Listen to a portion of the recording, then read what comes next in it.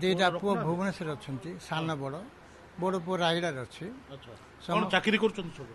ବଡ଼ ପୁଅ ଚାକିରି କରୁଛି ଆର୍ଟିସିରେ, ସାନ ପୁଅ ଦୋକାନ କରୁଛି ଭୁବନେଶ୍ୱରରେ, ମଝିଆ ପୁଅ ରାୟଗଡ଼ାରେ ଦୋକାନ କରୁଛି। ସବୁ କୋଟିପତି, କିଏ କମ୍ ନାହିଁ, ସବୁ କୋଟିପତି। ସମସ୍ତେ ଆପଣଙ୍କୁ ରଖିପାରୁନାହାନ୍ତି? ରଖିପାରୁନାହାନ୍ତି, ତାଙ୍କର ଅସୁବିଧା ହେଉଛି। ଆପଣଙ୍କୁ ମଝିରେ ନେଇଥିଲେ ପରା ସେମାନେ? ମଝିରେ ନେଇଥିଲେ ଆଉ ପଠେଇଦେଲେ ଆଉ। ଆଜ୍ଞା, ସେମାନେ ବହୁତ ବାପାଙ୍କ ପାଇଁ ମୁଠେ ଖାଇବା ପାଇଁ ମୁଣ୍ଡ ଉପରେ ଛାତ ଦେଇ ଦେବା ପାଇଁ ଆମେ ସମ୍ଭାଳି ପାରିଲେ ଏତେ ହତାଦର ନୀତି ମରଣ ଭଳିଆ କଥା।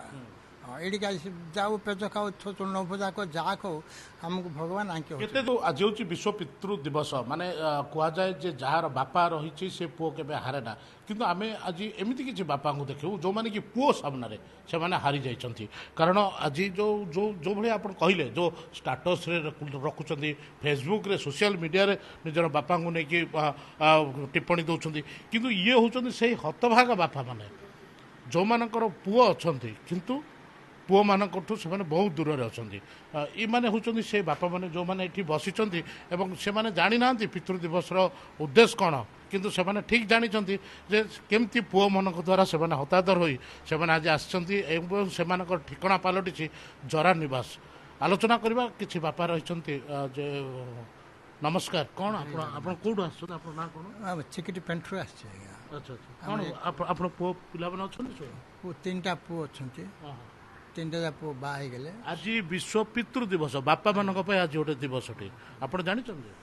ଜାଣିନି ଯେ କହୁଥିଲେ ସାର୍ କାଲି ମଧ୍ୟ ଆସିଥିଲେ। ତ ପୁଅମାନେ କେମିତି କୋଉଠି ଅଛନ୍ତି? ଆପଣଙ୍କ ପୁଅ ପାଖରେ ରହୁନାହାନ୍ତି? ଦୁଇଟା ପୁଅ ଭୁବନେଶ୍ୱର ଅଛନ୍ତି, ସାନ ବଡ଼ ବଡ଼ ପୁଅ ରାୟଗଡ଼ାରେ ଅଛି। କ'ଣ ଚାକିରି କରୁଛନ୍ତି ସବୁ? ବଡ଼ ପୁଅ ଚାକିରି କରୁଛି ଆର୍ଟିସିରେ, ସାନ ପୁଅ ଦୋକାନ କରୁଛି ଭୁବନେଶ୍ୱରରେ, ମଝିଆ ପୁଅ ରାୟଗଡ଼ାରେ ଦୋକାନ କରୁଛି। ସବୁ କୋଟିପତି, କିଏ କମ୍ ନାହିଁ, ସବୁ କୋଟିପତି। ସମସ୍ତେ ଆପଣଙ୍କୁ ରଖିପାରୁନାହାନ୍ତି? ରଖିପାରୁନାହାନ୍ତି, ତାଙ୍କର ଅସୁବିଧା ହେଉଛି। ଆପଣଙ୍କୁ ମଝିରେ ନେଇଥିଲେ ପରା ସେମାନେ? ମଝିରେ ନେଇଥିଲେ ଆଉ ପଠେଇଦେଲେ ଆଉ। ଆଜ୍ଞା, ସେମାନେ ବହୁତ ବାପାଙ୍କ ପାଇଁ ମୁଠେ ଖାଇବା ପାଇଁ ମୁଣ୍ଡ ଉପରେ ଛାତ ଦେଇ ଦେବା ପାଇଁ ଆମେ ସମ୍ଭାଳି ପାରିଲେ ଏତେ ହତାଦର ନୀତି ମରଣ ଭଳିଆ କଥା। ଏଠିକି ଯାଉ ପେଜ ଖାଉ ନ ଭଜା ଖାଉ ଯାହା ଖାଉ ଆମକୁ ଭଗବାନ ଆଙ୍କି। କେତେ ଦିନ ହେଲା ଏଠି ଅଛନ୍ତି? ଏମେ ଆଗେ ଥିଲି 7-8 ମାସ ଥିଲି, ଏବେ 7-8 ମାସ ହେଲା ଅଛି ଆଜ୍ଞା। ଏବେ 7-8 ମାସ ହେଲା ଅଛି। ଦେଖନ୍ତୁ ସ୍ନିଗ୍ଧା, ଇଏ ଗୋଟିଏ ହିଁ ଉଦାହରଣ ଆମ ପାଇଁ ସଫିସିଏଣ୍ଟ। କାରଣ ତିନୋଟି ପୁଅ, ଯିଏ ବାପା ନିଜେ ହିଁ କହୁଛନ୍ତି ଯେ କୋଟିପତି ଅଛନ୍ତି ତିନୋଟି ପୁଅ, କିନ୍ତୁ ବାପାଙ୍କୁ ଗଣ୍ଡେ ଖାଇବା ପାଇଁ ଦେବା ପାଇଁ ଏବଂ ବାପାଙ୍କ ମୁଣ୍ଡ ଉପରେ ଗୋଟେ ଛାତଟିଏ ଦେବା ପାଇଁ ହୁଏତ ତାଙ୍କ ପାଖରେ ସମ୍ବଳ ନାହିଁ। ତେବେ ଏଭଳି ପୁଅମାନଙ୍କ ପାଇଁ ଆଜି ପିତୃ ଦିବସର ଯଥାର୍ଥ କ'ଣ ରହିଛି ଆଲୋଚନା କରିବା। ଆପଣ କେଉଁଠୁ ଆସିଛନ୍ତି ମଉସା? ଗାନ୍ଧୀନଗର। ଗାନ୍ଧୀନଗର। ଗାନ୍ଧୀନଗର। ପୁଅମାନେ ଅଛନ୍ତି? ହଁ, ପୁଅ ଅଛି, ଝିଅ ଅଛି। ହଁ, ପୁଅ ଗୋଟେ, ଝିଅ ଗୋଟେ, 2 ଜଣ ଏକା। ତ କ'ଣ କରୁଛନ୍ତି ପିଲାମାନେ? ସେମାନେ ଔଷଧ ଦୋକାନ କରୁଛନ୍ତି। ଆଚ୍ଛା, ଔଷଧ ଦୋକାନ ଆପଣଙ୍କୁ ନେଉନାହାନ୍ତି ସେମାନେ? ମୋର ୱାଚ୍ କାମ କରିଥିଲି, ମୁଁ ୱାଚ୍ କରିକି ଥିଲି। ତ ନିହାତି ଭାବେ ଦେଖୁଥିଲେ ଯେଉଁଭଳି ଭାବେ ବାପାମାନେ ଆଜି ଏଠି ହତାଦାର ହୋଇ ଅଛନ୍ତି, ତେବେ ସେମାନଙ୍କୁ ଯିଏ ଯେଉଁ ଅନୁଷ୍ଠାନ ଦ୍ୱାରା ସେମାନେ ରହିଛନ୍ତି ତାଙ୍କ ସହିତ ମଧ୍ୟ ଆଲୋଚନା କରିବା ଯେ କ'ଣ କହିବା ଆଜ୍ଞା, ଏଇ ଯେଉଁ ବାପାମାନେ କେତେ ଦିନ ହେଲା ଏଠି ଅଛନ୍ତି?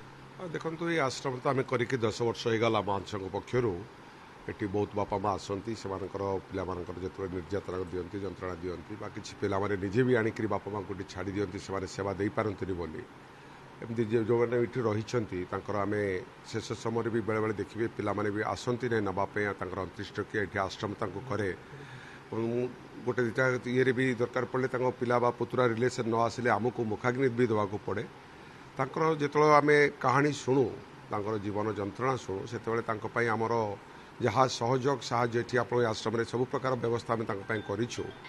ତାଙ୍କ ମନରେ ଯେଉଁ ମାନସିକ ଚିନ୍ତା ରହୁଛି ଯେ ପିଲାମାନେ ଆମର ଅଛନ୍ତି, ଆମକୁ ଇଏ କରିପାରୁନାହାନ୍ତି, ତାଙ୍କୁ ଡାକିକି ଆମେ ବେଳେବେଳେ କାଉନସିଲିଂ ବି କରିବାର ଚେଷ୍ଟା କରୁଛୁ।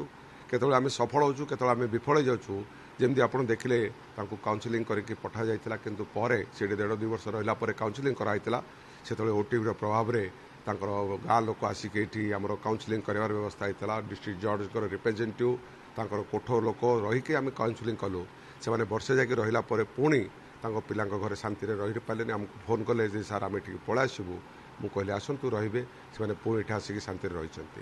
ତ ମଝିରେ ମଝିରେ ଯାହାର ଦେହାନ୍ତ ହୁଏ ଆପଣ ନିଜେ ମୁଖାଗ୍ନି ଦେଖନ୍ତୁ ବହୁତ କେସ୍ ଏଇଟା ଅଛି ଏମିତି ଯେଉଁମାନେ ମାନେ ବିଭିନ୍ନ ପ୍ରକାର ରେଫରେକ୍ ଆସନ୍ତି ଗୋଟେ ପିଲାମାନେ ଛାଡ଼ନ୍ତି ଗୋଟେ ପୁତୁରାମାନେ ଛାଡ଼ନ୍ତି ଗୋଟେ ଗାଁ ଲୋକ ଆଣି ଛାଡ଼ନ୍ତି ଯେତେବେଳେ ତାଙ୍କର ଶେଷ ସମୟ ହେଇଯାଏ ଯେହେତୁ ଆପଣ ଜାଣନ୍ତି ଏଇଟା ଗୋଟେ ଆଶ୍ରମ ସମସ୍ତେ ରହନ୍ତି ଆମେ ଡେଡ୍ ବଡ଼ିକି ବହୁତ ସମୟ ଏଠି ରଖିପାରିବୁ ନାହିଁ ତ ଯେଉଁମାନେ ସେମାନେ ପିଲାମାନେ ବି କହନ୍ତି ଯେ ଆମେ ଯିବାର ଡେରି ହେବ ପୁତୁରାମାନେ ମାନେ କହନ୍ତି ଡେରି ହେବ ଆପଣ କାର୍ଯ୍ୟ କରିଦିଅନ୍ତୁ ସେତେବେଳେ ଜାଣିଛନ୍ତି ଆମେ ଗାଁ ଶ୍ମଶାନରେ ସେ କାର୍ଯ୍ୟ କରୁ ଯେଉଁ ଆମର ପ୍ରଥା ରହିଛି ଯେ ମୁଖାଗ୍ନି ନଦେଲେ ଯେହେତୁ ଏଇଟା ଗାଁଟା ମୁଖାଗ୍ନି ନଦେଲେ ଆପଣଙ୍କ କାର୍ଯ୍ୟ ସମାପ୍ତ ହୋଇପାରିବ ନାହିଁ ସେଥିପାଇଁ ବେଳେବେଳେ ମୋତେ ପ୍ରାୟ ବୋଧେ 3-4ଟା ମଉସାଙ୍କୁ ମାଉସୀଙ୍କୁ ଆସିକି ମୋତେ ଏଠି ମୁଖାଗ୍ନି ଦେବାକୁ ପଡ଼ିଛି ମୁଁ ତାଙ୍କୁ ମୁଖାଗ୍ନି ଦେବାର ସୌଭାଗ୍ୟ ପାଇଛି ଯଦି କହିବା ତାହେଲେ ଆଜିର ଏଇ ଯେଉଁ ଦିନ ଏଭଳି ପିଲାମାନଙ୍କ ପାଇଁ ନିହାତି ଭାବେ ମାନସିକ ସ୍ତରରେ ଆଜିର ଦିନଟି ପରିବର୍ତ୍ତନ ଆସିବ ବୋଲି ଆମେ ବି ଆଶା କରିବା କ୍ୟାମେରା ପର୍ସନ ଫିନୋଜଙ୍କ ସହ ଅଶୋକ ବ୍ରହ୍ମା OTV।